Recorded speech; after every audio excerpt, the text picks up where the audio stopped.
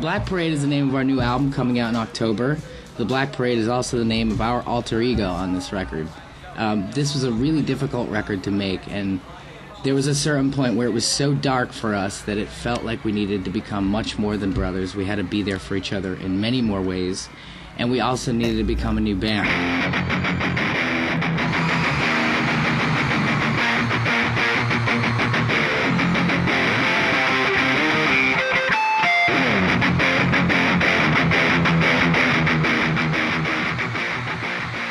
Normally a band says that every time they make a record, and in some ways they become a new band, but we really did it this time and became a different band.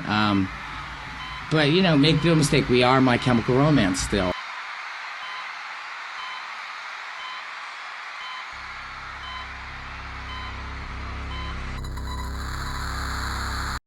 The year is 2006. Alternative culture is at an all-time high, with many new breakout stars and bands taking the world by storm. All with swoopy hair, emotive lyrics, and whiny post-hardcore music. Though there is a bit of a change that's taking the entire scene by storm. One that's challenging the status quo. Bands are either warping their styles to be more pop and dressing in more contemporary clothes to appeal to a wider scene of people, or they're darkening their sounds and making far more obtuse and intense songs, with lyrics that are much more personal and gut-wrenching than what we may have seen previously. So, being that you are the most popular band and the fastest rising act of this entire little niche, what do you do to both make something fresh and new, while also trying to stay at the top of your game?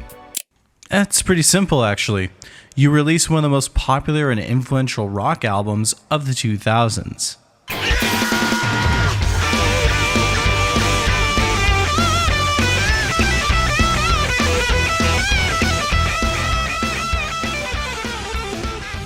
Ah yes, The Black Parade. An album that is unparalleled in its ability to spark conversation. Just about anyone who's walked the earth in the past 18 years has heard at least one song off this album. And in general, it's a love it or hate it affair. By the time 2006 rolled around, MCR had become the next big thing. They were seen as the frontrunners of the new wave of alternative music, alongside bands like Fall Out Boy and even Avenged Sevenfold. So the pressure was on for them to really take things to the next level, a task much easier said than done, especially when you consider just how big a leap 3 Cheers had been.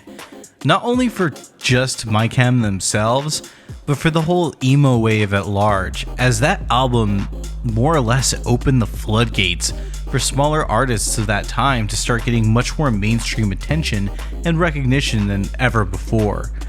All of this led to a bit of a boiling point, however.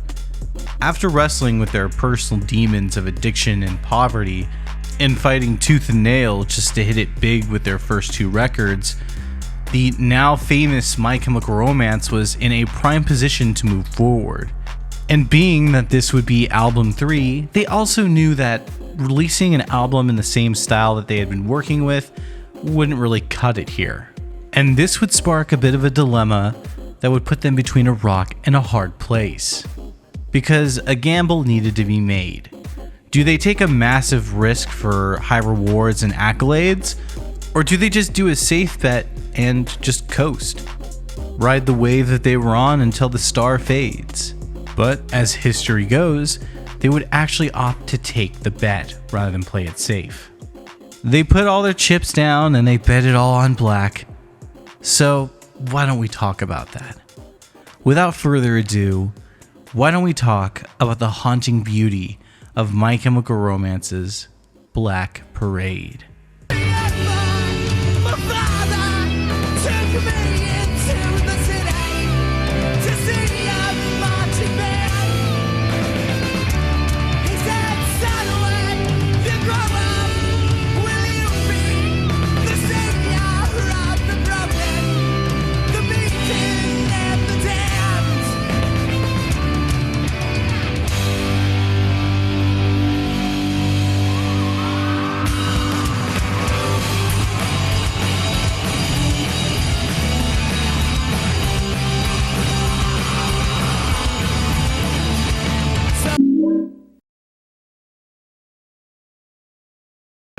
You played a couple of small club shows. What happened to you? You've become the biggest thing in the world. Thank you. It's flattering to hear. What happened? Let's see. We just simply didn't stop.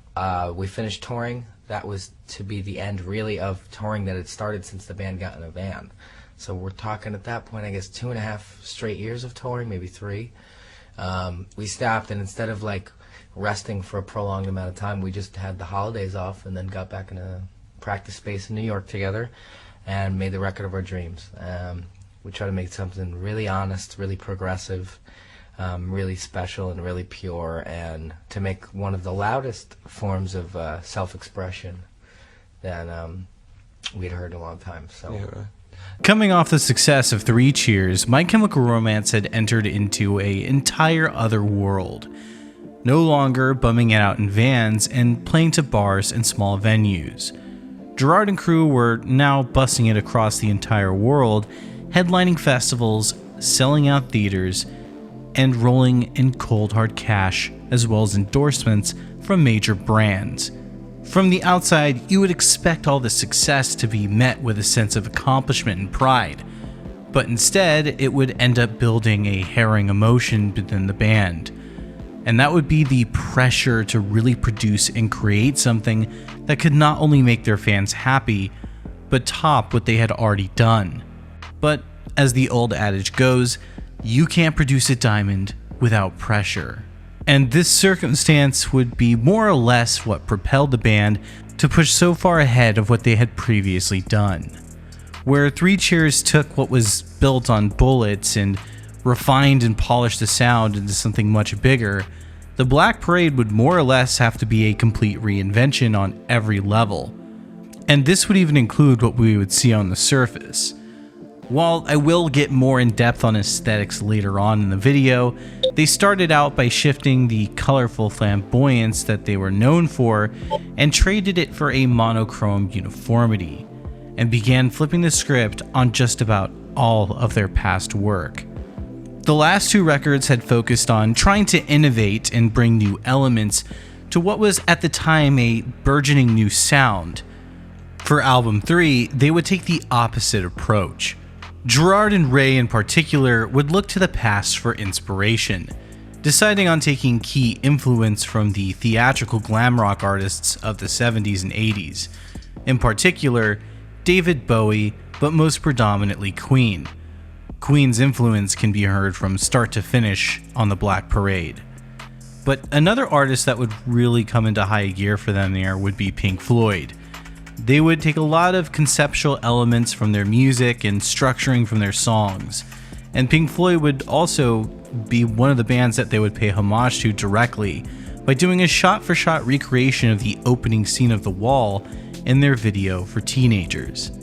Black Parade would also be very notable as it would be the only record to feature drummer Bob Breyer, who, outside of his ability to make family breakfast a great time for everyone, the drumming style that he would bring to the table would really help this new sound land, as previous drummer Matt's style was much more in line with punk and hardcore and was much faster and flashier than really what would feel right on a record that's more focused on a glam and soft structure. So Bob bringing a more simplistic and softer sound to the drumming, acting more as a background and backbone to the rest of the instruments, would fit really well and really help the Black Parade nail its sound.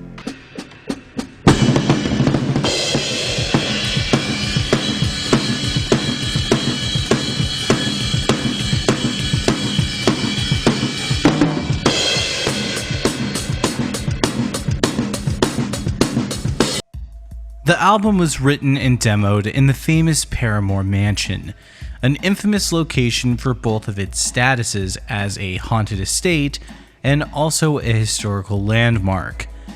The mansion was originally the home of silent film actor Antonio Moreno and his family.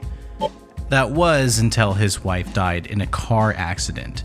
Since then, it's seen quite a few different uses over the last 100 years or so. Back in the 50s, it would be converted into a home for girls run by nuns. but later it would become a popular spot for filming, being featured in both Halloween H2O as well as Scream 3 being filmed on location. And many other TV series and music videos, including the likes of Britney Spears, would be shot there as well. My Chemical Romance would end up renting part of the mansion for the demoing process of their record, and a more perfect location couldn't exist. A haunted mansion marked with old film history, tragedy, and immortalized by horror movies is the exact kind of place that you would expect a band like My Chemical Romance to record. It's similar to how Trent Reznor chose to write and record The Downward Spiral in the Tate Murder House. Was it kind of tasteless? Sure.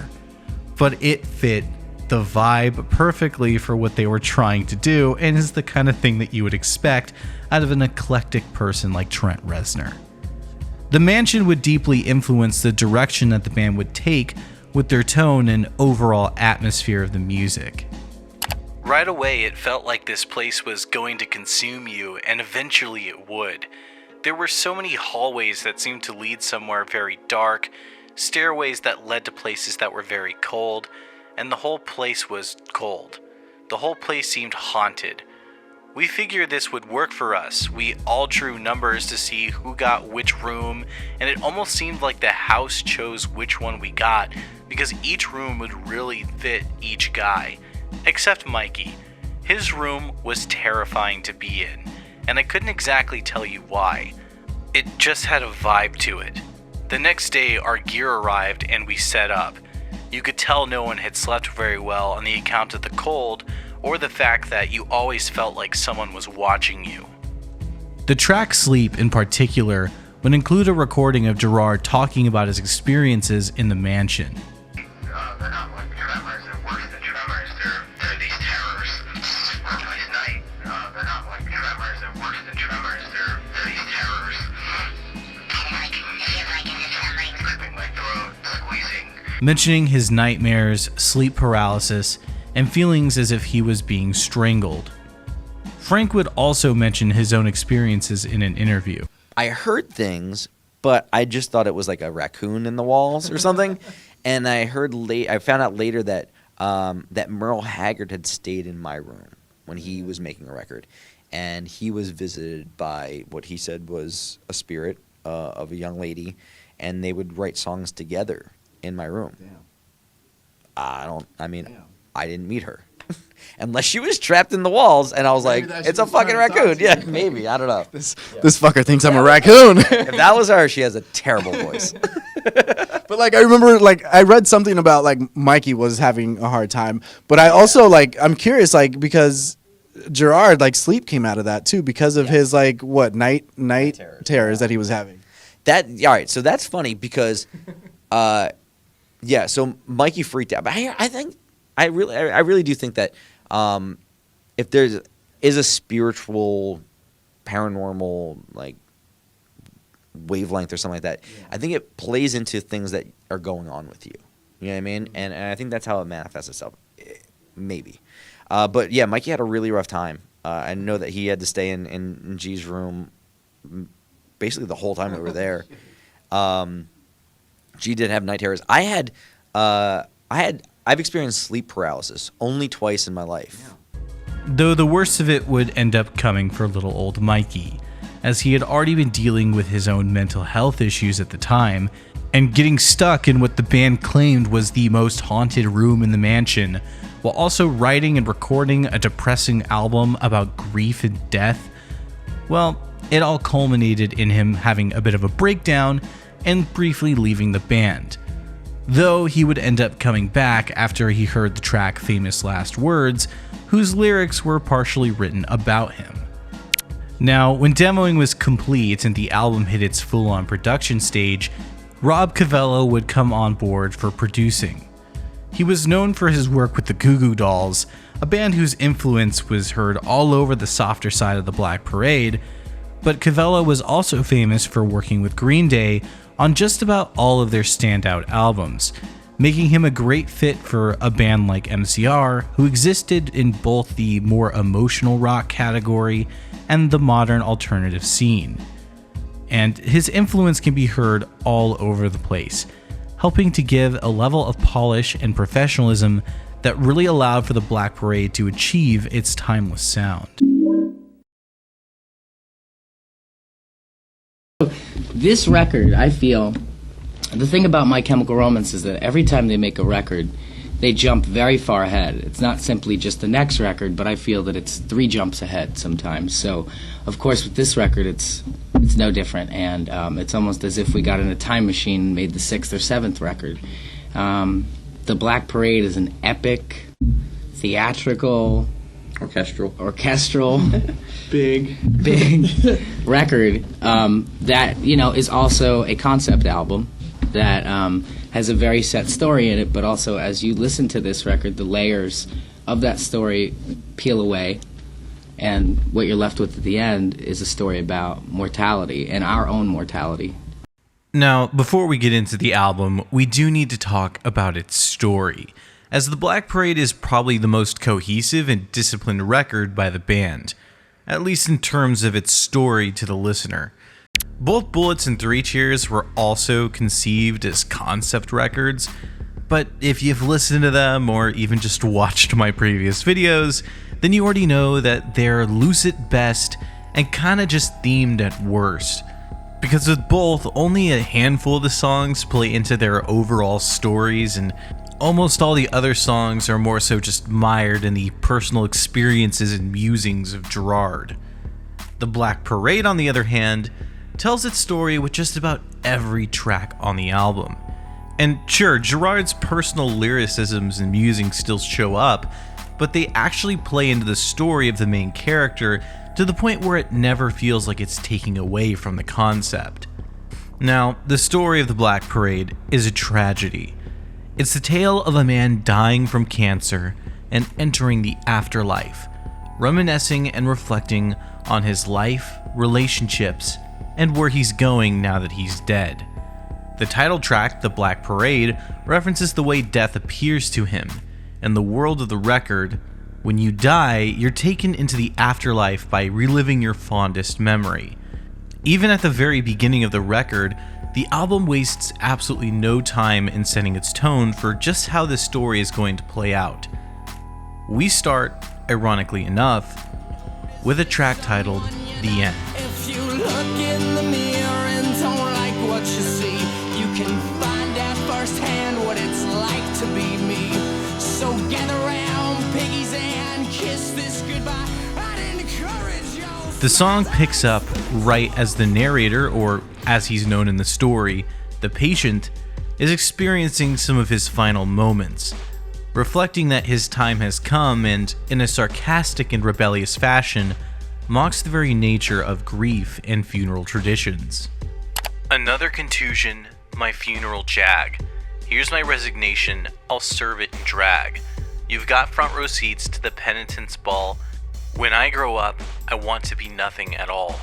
The patient is mocking the entire idea of penitence, or, as we know it in layman's terms, regret and sorrow, and mocking the idea of death by calling it a resignation, telling us that he doesn't care to keep living and wishes to go out on his own terms, even claiming that he never wanted to do anything with his life as he already knew he had absolutely no future. Where this parallels into real life is that it's an intro statement from Gerard himself. He knew that the Black Parade would be one of those albums that the more hardcore purists out there and the already hypercritical music scene at large would more than likely take the band's shift in sound and attack them for it. And he eschews all of this, making it clear that not only does he not care what they think, he doesn't give a shit about their outrage either. And this is something even Frank had spoken about previously. There was a little less screaming and a little more melody, but it was still us. Never was it a case of, I don't put that melody here because hardcore Chuck, who took me to my first show at Fairfield American Legion Hall, is really going to be bummed at me. I don't give a shit. If I had to work at McDonald's for the rest of my life and play shows and ride in a shitty van on tour, I've done it and I'll do it again. And this intro statement is solidified come track 2 with one of the band's most iconic songs, Dead. Tongue-tied and oh so squeamish. You never fell in love. Did you get what you deserve? The ending of your life. And if you get to heaven, I'll be here waiting, baby. Dead's verses are sung from the perspective of the patient's mother. A large part of this album's themes are derived from the strained and tumultuous relationship between her and the patient, where the chorus is from the patient's perspective, where we see him reviling in his lonely misery, accepting his fate, and begging the question on how great it would be if everyone joined him. And the song even reveals just how fast all this took place, as the bridge includes the doctor revealing that upon inspection, the patient realistically only has 2 weeks left to live. Now, this is a lot of information to throw at the listener all at once, but it was done so intentionally. My Chemical Romance has a lot of inspiration, and one of the inspirations for me is David Bowie. My favorite Bowie song is off Ziggy, and it's 5 Years. I wanted to start the record with that kind of energy, but I wanted to convey right away in the very first song how over the top this experience is going to be. That kind of went so big and bombastic and dramatic, and just kind of everything happening all at once. The band essentially wanted to bathe the listener in the fire by throwing a 1-2 punch of melancholy and bombastic drama right at the start, with the end playing into the much more theatrical and classic rock-laden sound of the record that it was taking influence from, and Dead showcasing the familiar sound of the previous records, but this time coated in the more pop and polished sound that the Black Parade is built on. From here, the record settles for a few tracks, showing off its sound and telling its story.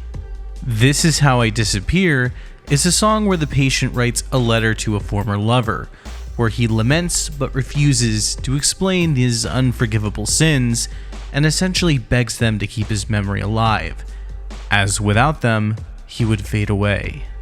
Can you hear me cry out to you? Words I thought I'd choke on, figure out. I'm really not so with you anymore. I'm just a ghost, so I can't hurt you anymore. While the meaning of the song is pretty clear, it's also referencing the old adage that you die twice. Once when you physically pass away, and the second when someone says your name for the last time. The lyrics were heavily inspired by the death of the famous magician Houdini, who is known for his death-defying stunts and ability to escape peril. After his death, his wife would hold seances to try and communicate with his ghost. The lyrics on the song are an ironic twist on this, where someone on their deathbed is writing letters or having their own version of a seance, trying to speak with the living.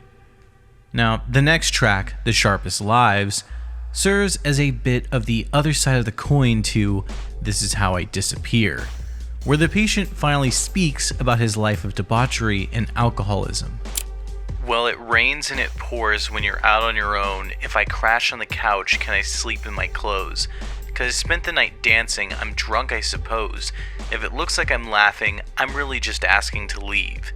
This alone, you're in time for the show. You're the one that I need, I'm the one that you loathe. You can watch me corrode like a beast in repose, 'cause I love all the poison, away with the boys in the band. Alcohol and drug use don't mix well with childhood trauma, something the patient has dealt with, and we will find out about that later. But the key takeaway is that during his life, he indulged in his addictions, and if we take a look at verse 2, it references lust and Juliet, something we can speculate as either nodding to infidelity or that the relationship with the lover was more convenience and addiction than love itself, being both valid ideas if we take into account the previous track referenced that the patient hurt his lover, either through physical abuse or betrayal in the way of infidelity and cheating. The Sharpest Lives is one of the most direct songs from the album in regards to its transparency to Gerard's personal struggles, lamenting his time fighting his addictions, which were a consistent topic on both previous releases, Black Parade being the first album where he wrote it in a more sober state of mind. Now, it's after these 3 tracks that we finally meet the infamous G-Note. Welcome to the Black Parade is not only one of the most famous songs from this album, but from this entire era. It was emo's very own Bohemian Rhapsody, with emotional lyrics, a song structure that feels like a journey, and the culmination of all the band's talents wrapped into a single masterpiece. From decimated dreams, your misery and hate will kill us all. So paint it black and take it back, and let's shout it loud and clear. Defiant to the end we Welcome to the Black Parade is also the cornerstone of which the album is built. It's where the name of the record and overall story we hear, a thematic through line, is derived. The track details what the Black Parade is. In this case, it's a manifestation of the patient's fondest childhood memory, appearing here as a bit of a grim reaper of sorts, to take the patient into the next life. Story-wise, we can see it as a song that brings context to what we've heard so far. The end and dead indicate the patient's diagnosis and his internal struggle with his mortality.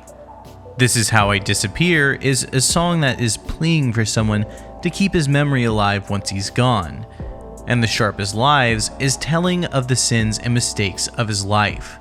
Welcome to the Black Parade serves as not only world building, but the first sign of our main character being faced with the challenge of accepting his fate.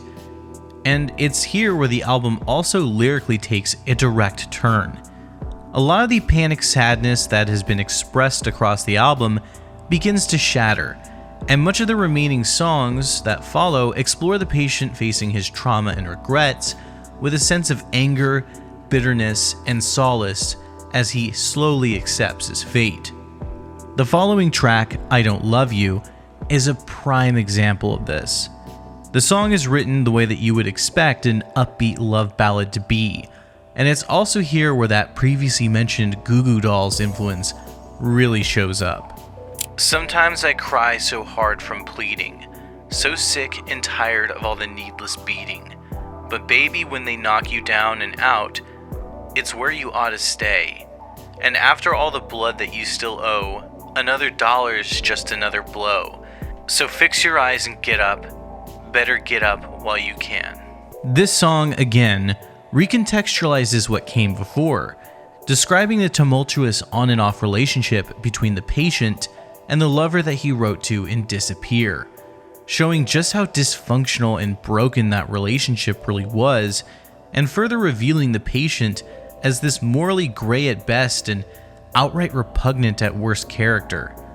And this characterization of the patient is made even more transparent on House of Wolves, which is, according to the band, the patient's glimpse into hell as he lays on his deathbed, where he ponders his innocence while relenting that he thinks he will go to hell, knowing that despite his delusions of grandeur and remorseless resolve, he's aware of the sins and the way that he lived his life.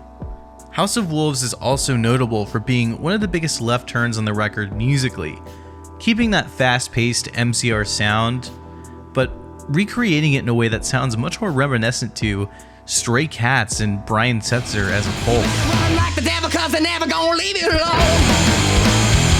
better hide up in the alley 'cause they're never gonna find you a home. And as the blood runs down the walls, It's here in the record where we reach my two favorite songs off the album, the ones that to me encapsulate the magic of the whole record, and that would be Cancer and Mama. now turn away, 'cause I'm awful just to see, 'cause all my hair's abandoned. Cancer is a self-explanatory song where the patient begins to accept that he's hopeless in survival. The first verse of the song speaks on our protagonist wishing his family well, though still not being able to have the guts to kiss them goodbye. And verse 2 goes more in depth on just how badly the cancer has ravaged his body, leaving him resembling more of a corpse than a person. The song is just a heart-wrenching track that musically plays out as both a ballad and a constant build-up, starting with just Gerard singing over a piano before the entire band and even an orchestra by the end. It really nails the feeling that this is our character's end, He's in his final moments of life, wrestling with all that entails, melancholically musing on what's happening to him, eschewing a lot of poetics in favor of being very matter-of-fact about the whole thing. And this lyrically and musically builds up to an extremely theatrical track and finale to this sort of thinking, and that's Mama. Well, mother was the wand into my legs and to my tongue. You should have raised the baby girl. I should have been a better son. If you could count on the infection, they can amputate it once. You should have been, I could have been a better son. And when we get real. Mama is a dramatic, flamboyant, and bombastic song, where we learn more lore and see the patient defiantly revel in his repugnance, and kind of learn about the root cause of all of it as we find out a lot more about the dynamic between the broken relationship of his mom and get glimpses of what the war that he served in did to him. And when we go, don't blame us. We'll let the fires just bathe us. You made us oh so famous, we'll never let you go. She said you ain't no son of mine. For what you've done, they're gonna find a place for you in just your mind. Your manners when you go, and when you go, don't return to me, my love. The song gives us a little bit of the details behind the patient's past as a soldier, scarred and injured in a war, left as a killer in the eyes of his own mother.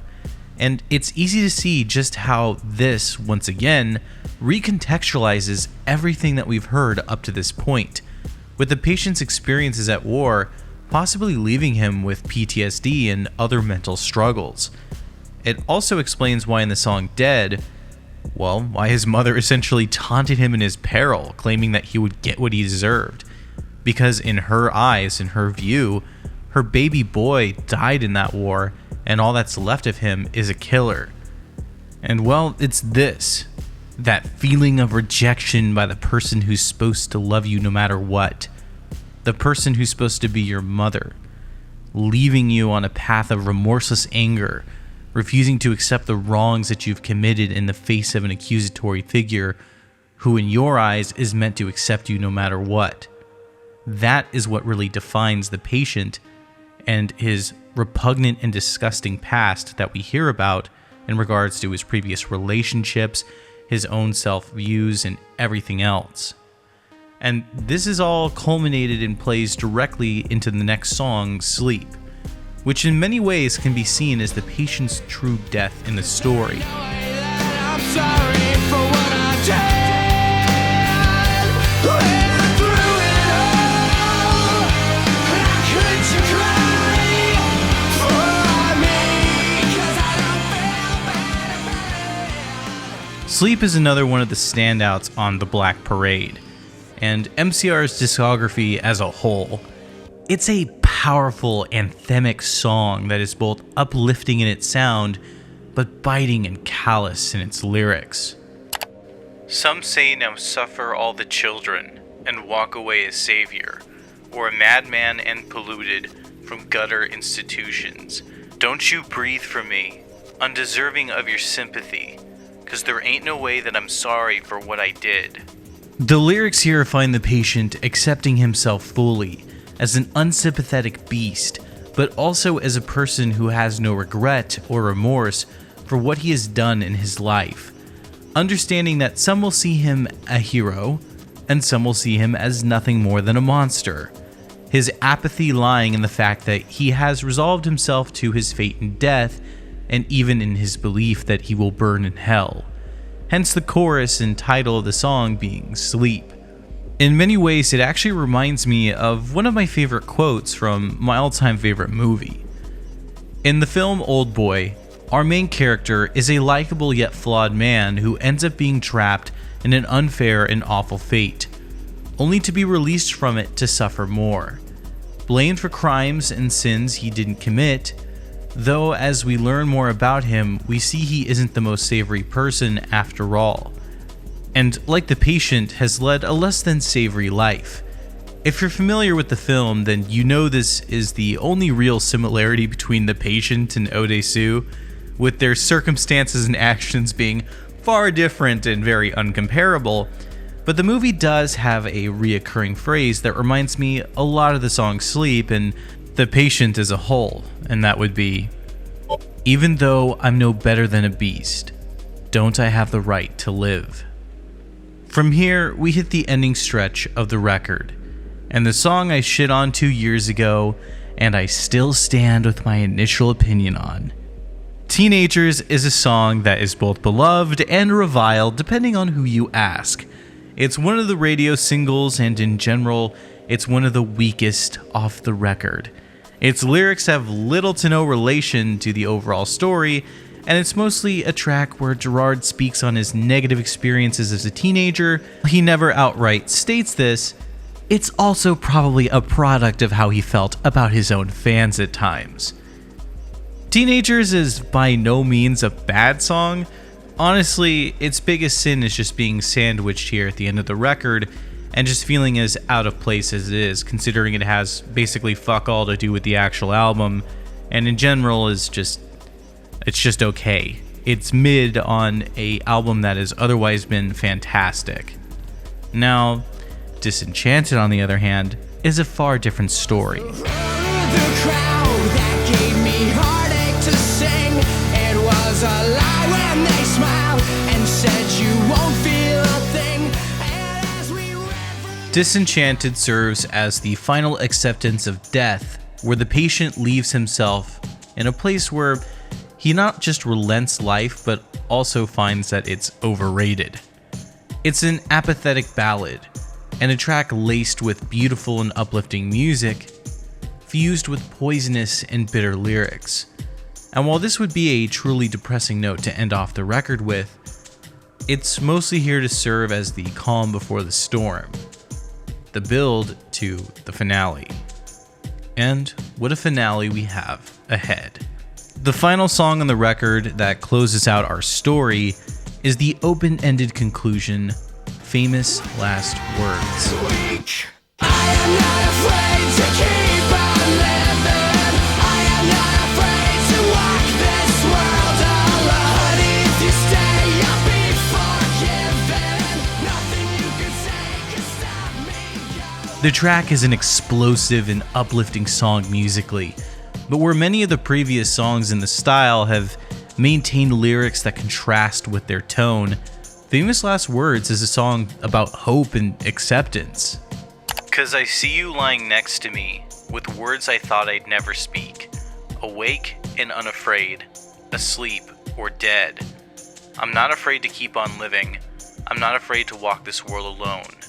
Honey, if you stay, you'll be forgiven, nothing you can say can stop me going home. The lyrics show that the journey that the patient has gone on has in fact not left him apathetic after all, but rather joyous and brave in his final passing. Moving forward despite all he's been through, and encouraging those who hear him that if they join him on the other side, they'll be forgiven. And despite all he has seen, he's not afraid to keep moving forward.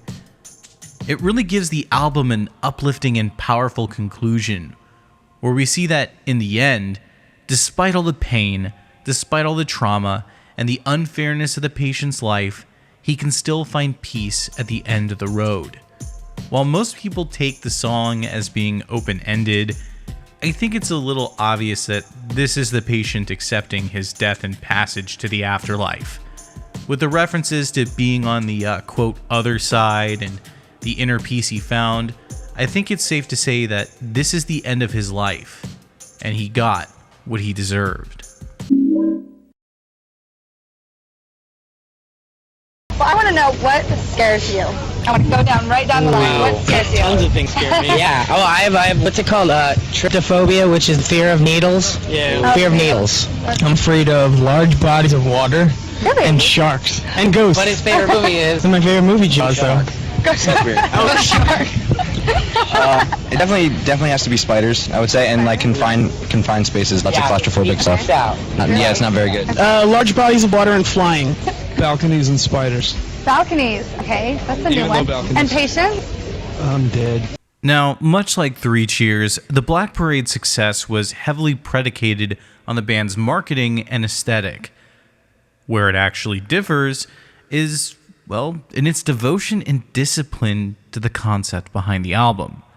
The jump from Bullets to Three Cheers was one marked in maturity.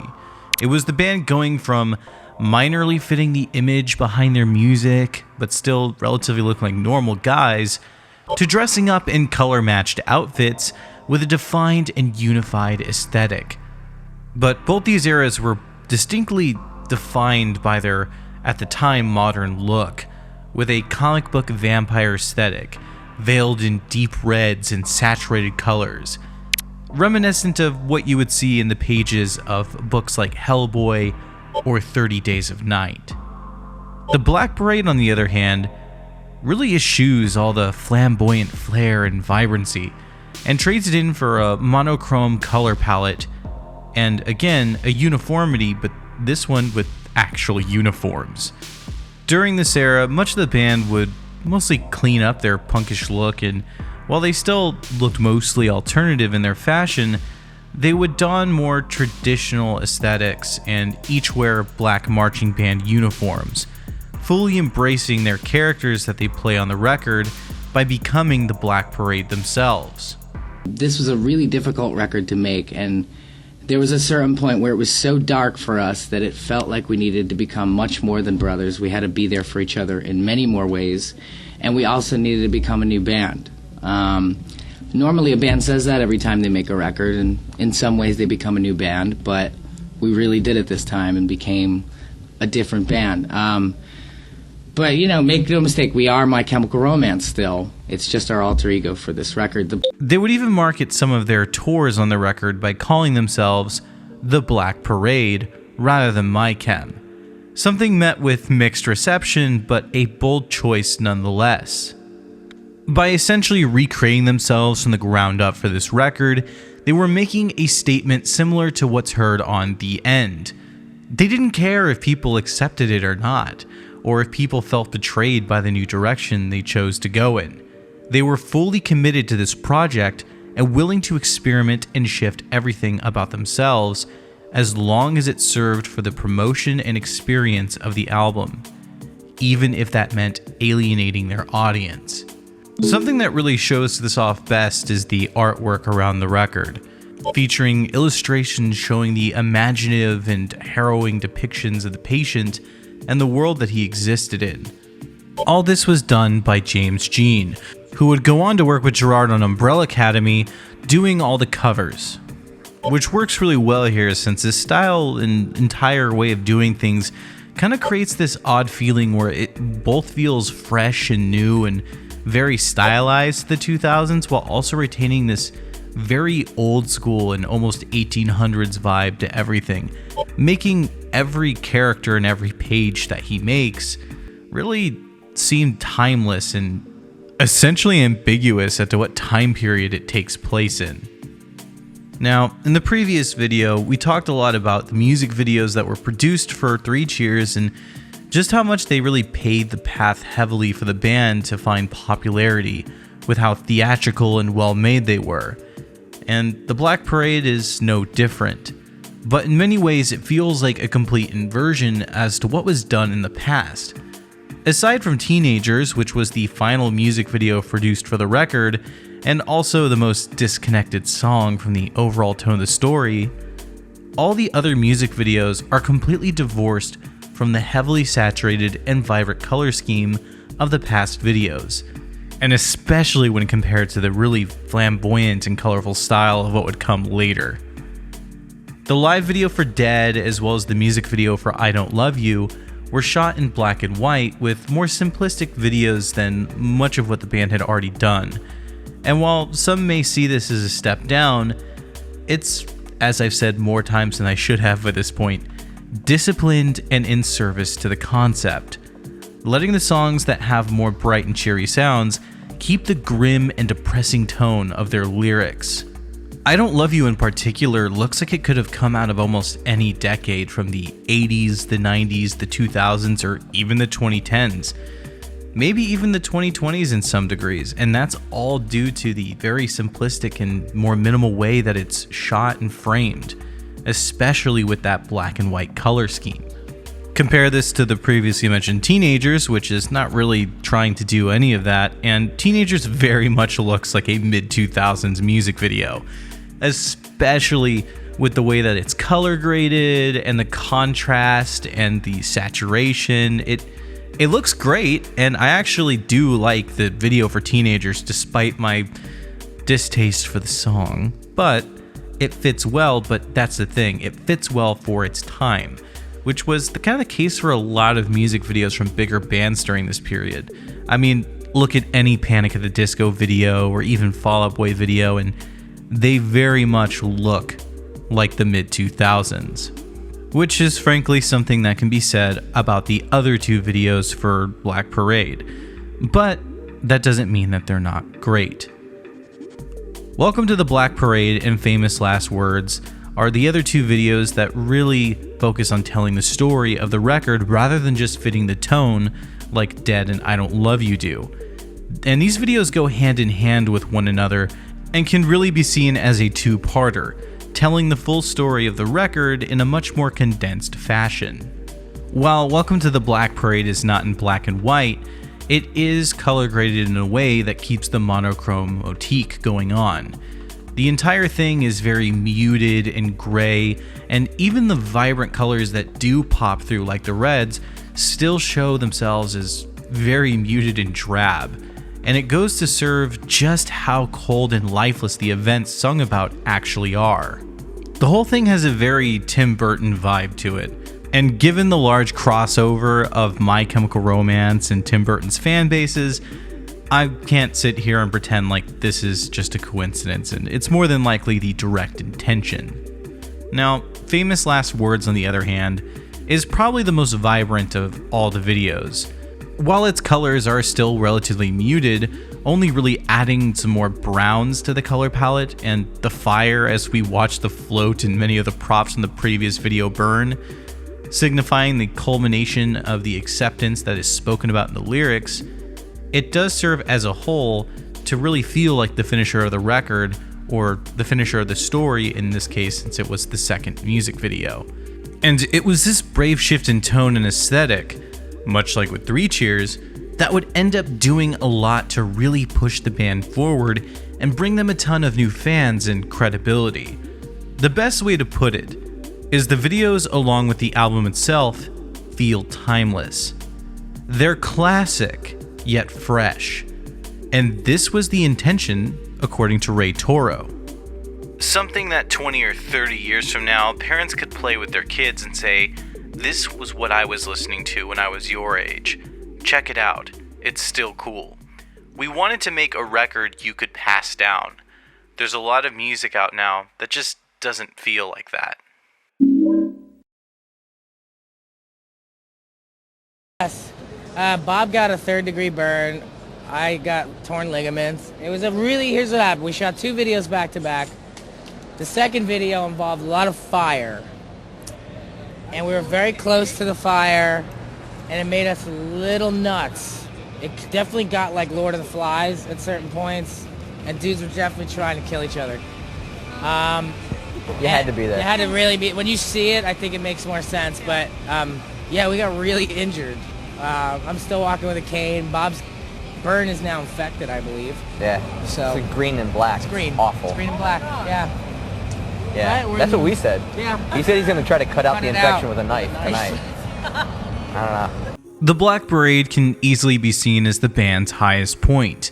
It was their highest level of production, and it's a record that propelled them even further into the mainstream than even Three Cheers did. While that album transformed MCR from a small underground act to MTV heroes, championing the whole alternative wave, Black Parade pushed them into a full-on mainstream and turned them into, well, as much as you're gonna puke at me saying this, pop stars. While at large, they were still seen as the emo band, who stood as the kings of the whole mall goth wave. It was during this point where tracks like Dead and Welcome to the Black Parade would really dominate radio waves, and people even far removed from the whole emo/scene thing would really begin to start listening to them, which is something you can see now at all the emo nights across America, where Kyles and Stephanies everywhere who thought this was the lamest shit back in the day now get to cosplay as the emo teenagers they always wished they were. Now, this catapult into the mainstream would see My Chemical Romance enter the arena rock realm of artists, as well as becoming a staple headliner across the world's various festivals, predominantly Download, Big Day Out, Reading, all that sort of stuff. But with all this success, it's not to say that everything was sunshine and rainbows. For years, there had been a slow brewing resentment for the band that had just been growing. And around this time was when that bubble finally started to burst. One of the funniest and first big controversies would be the mostly forgotten and one-sided beef the band had with Marilyn Manson. Around this time, Manson would make it a bit of a habit to shit on the band and accuse them of ripping him off, which would, as obvious as it can be, instigate a media shitstorm, where tabloids and magazines pretending that they aren't tabloids would fuel the fire, which would culminate in rumors and gossip running rampant and weaponizing the two artists' fan bases to go to war with each other. One of the funniest bits being this horribly aged article from Metal Sucks, which includes this wonderful and poetic bit here. At the time, we wrote it off as typical Manson shit-slinging for publicity's sake. He did have a new album coming out after all, but it wasn't until last night that Manson's true motivation for taking aim at MCR singer Gerard Way and his band suddenly dawned on us. Manson's girlfriend, Evan Rachel Wood, has appeared in the music videos for Manson's own Heart-Shaped Glasses, and My Chemical Romance's The Ghost of You. Could it be that Manson isn't the first goth rocker to give Evan Rachel his wood? Given the various lawsuits regarding Rachel and Brian, I'm sure that the stunning and brave author of this wonderfully written article is just reveling in its bad taste. But hey, regardless, it also references what is possibly the most well-known bit of beef between the two, which is the song alleged to be about My Chem titled "Mutilation is the Most Sincere Form of Flattery." Hey, there's no rules today. You steal instead of borrow, you take all the shapes that I make, and think that you think all the thoughts that I thought you, don't you? The song's original title was Rebel Without Applause, and while it doesn't specifically reference the band, to anyone looking to shoehorn drama and taking note of Manson's comments regarding them, it's easy to see how this would be misconstrued that way, especially when the title was changed to reference self-mutilation, which was another big controversy and stereotype regarding the My Chemical Romance fanbase. Though Manson in an interview would sit there and backpedal claiming that the song wasn't about the band, though he did still take some pot shots at Frank. Are you still fighting with My Chemical Romance? I never was fighting with them, but we did a show with them in, what was it? Like Norway. Right. And one of the guys, the guitar player, came up and because he's a dwarf, legally. There's a law against dwarfs. And he was like, he came up to like my chest bone, because I'm like 700 feet tall, and he's like 2 feet tall. And he said to me, I'd really like to apologize for things. And I said, it's a good thing, because I would have beat him down like a bitch. But I never tried to instigate something with them. To me, it's I'm not trying to complain. Everyone was like, did you write that song about My Chemical Romance? I'm like, no. So it was something the press tried to instigate. But to me, My Chemical Romance, it's just kind of not something I like. I don't care. And I told him, I'm like, yeah, I have no problem with you, but I don't like you. Happy birthday. Gerard and crew would opt to remain mostly silent over all of this, with Gerard himself just saying, "We still haven't found someone that has knocked us down that we need to take seriously. If Elvis Costello said we sucked, we would think about it a bit, but usually it's comments from someone with a new record to promote, so the comments ring hollow." Now, what would still ring hollow, but did hit a bit closer to home, was the next beef that the band would fall into. This time with previous to best friends forever, The Used. As we spoke about in the last video, The Used was a band that was very close with MCR, particularly the homoerotic friendship between Gerard and Bert, which was publicized heavily and intertwined the two bands' fan bases and overall image more than their actual collaboration on songs did. So, smoke found between these two would hit a lot harder than any mainstream rock icon who's washed up and just trying to get press ever could. The beef between Gerard and Bert is actually a pretty simple affair to break down. The pair's friendship was heavily reliant on their shared use of alcohol and narcotics, and like most chemically dependent relationships, once one of them sobers up, it's not likely that the friendship will survive, and such a case seemed to happen. And around this same time, My Chemical Romance essentially left the Used in the dust popularity-wise. In the really early 2000s, when the bands met, the Used was a far bigger and far more popular band than MCR. But after the smash success that came with 3 Cheers, the tables would really begin to turn. And as that friendship began to fade and the seeds of jealousy and envy began to grow, especially when all the lashings out of Bert by throwing digs in interviews and his pathetic attempts at IRL trolling by picketing the band's sets would only result in further distaste by the greater fanbase at large, the drama and resentment would ultimately lead Bert to penning the timeless classic Pretty Handsome Awkward. He would constantly hint but never confirm that the song was about Way. And just like Manson, the lyrics are easy to read into the idea of them actually being about him. Only for Bert, like Manson, to just be a massive fucking pussy about the whole thing and claim that the song wasn't about Gerard. Though, him doing dumb shit like this over 10 years after the beef. Ladies and gentlemen, Gerard from My Chemical Romance!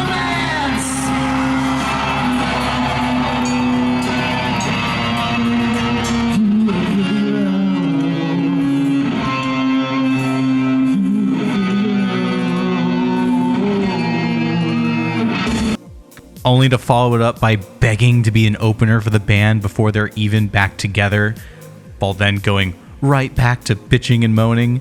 Well, I think it's safe to say that he's still bitter about it.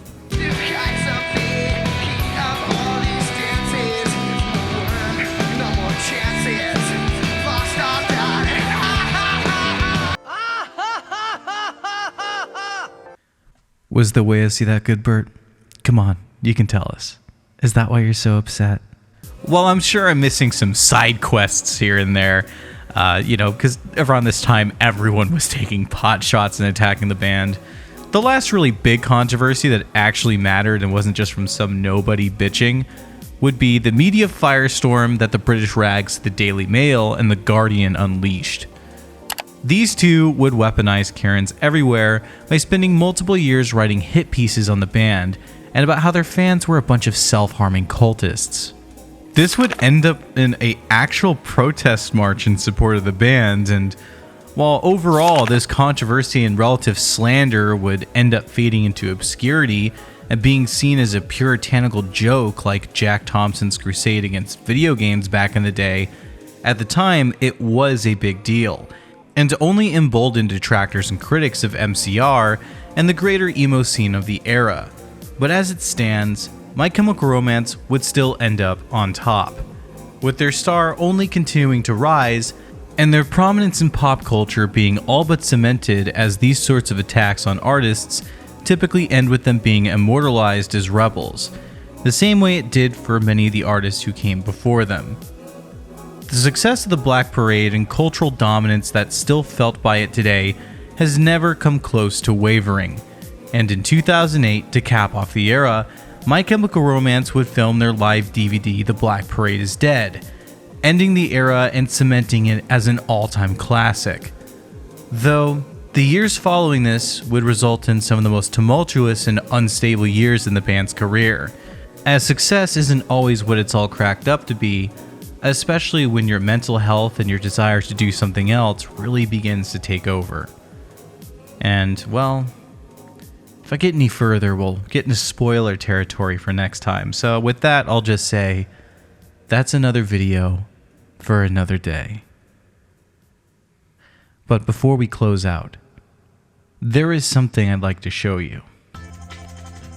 This is my wall of shame. The name of all those who said, fuck it, money's overrated, and decided to give it to me instead. These are the fantastic people who support the channel the most and keep the lights on while I work on future videos. If you would like to join them, or simply toss $1 of support my way, you can do so either on Patreon or Ko-fi. Links are in the description. But with all that being said, subscribe, follow me on Twitter, join the Discord server, and I'll see you in the next video.